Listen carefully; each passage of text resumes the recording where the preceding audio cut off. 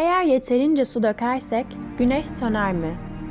Bu sorunun cevabı, eğer güneşin enerjisi dünyada bildiğimiz kimyasal reaksiyonlar sonucu gerçekleşen ateş ile oluşsaydı, evet olurdu. Fakat güneşte ne ateş vardır ne de yanan herhangi bir şey.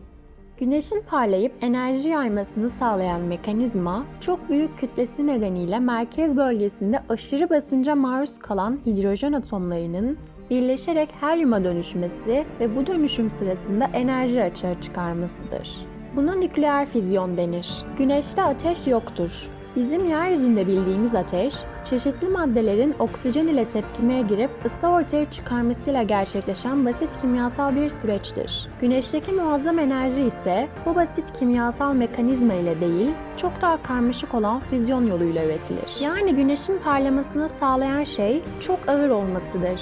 O kadar ağırdır ki merkezinde bulunan atomlar bu ağırlığın basıncına dayanamayarak birbirleriyle birleşmeye başlarlar. Dolayısıyla güneşi söndürmek için üzerine su dökmek veya güneşi kaldırıp komple suya atmak onu söndürmez. Aksine üzerine boca ettiğiniz su da güneşin muazzam kütle çekimi tarafından çekilip kendi kütlesine eklenir. Bu su merkez bölgesindeki basıncı arttırır ve yıldızımızın daha fazla parlamasını sağlar. Yani güneş eklediğiniz o suyu da yakıt olarak kullanır. Bu arada güneşi içine atacağınız büyüklükteki bir su kütlesinin yıldıza dönüşmeden bir arada durması da olanaksızdır. Peki suya ne oluyor da güneşe yakıt olabiliyor?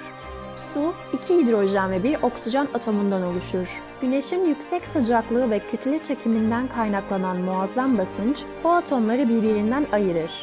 Sonuçta güneşin yakıt olarak kullanabileceği bolca hidrojen ve uzun yıllar sonra yakıt olarak kullanması mümkün olan bol miktarda oksijen ortaya çıkar. Az önce anlattığımız senaryonun gerçekleşmesi için illaki su da gerekmez. Güneşe tümünü kaplayacak kadar toprak dökseniz de aynı şey olur. Toprağın içindeki hidrojen, karbon, silisyum, azot ve oksijen yine güneşin yeni yakıtı olarak bünyesindeki yerini alır.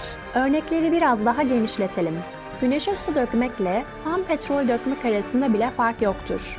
Güneş her ikisinde büyük bir memnuniyetle füzyon yakıtı olarak kullanacaktır. Bu arada güneşe ham petrol döktüğünüzde petrol dünyada alışık olduğunuz biçimde yanmaz. Kendini oluşturan elementlere ayrılır ve yine güneşteki nükleer reaksiyona katılacak atomlara dönüşür. Buna karşın yine de söndürmekte kararlıysanız, güneşe yeterince yani birkaç güneş kütlesi kadar su dökerek kütlesini ve çekirdeğindeki basıncı belli bir kritik eşiğe kadar yükseltirseniz, önünde sonunda bir süpernova patlamasıyla yok olup gidecektir. Evet, o zaman geride bir nötron yıldızı veya kara delik bırakarak sönmüş olur.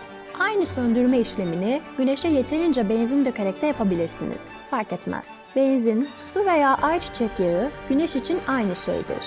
Unutmadan süpernova, enerjisi biten büyük yıldızların şiddetle patlaması durumuna verilen addır.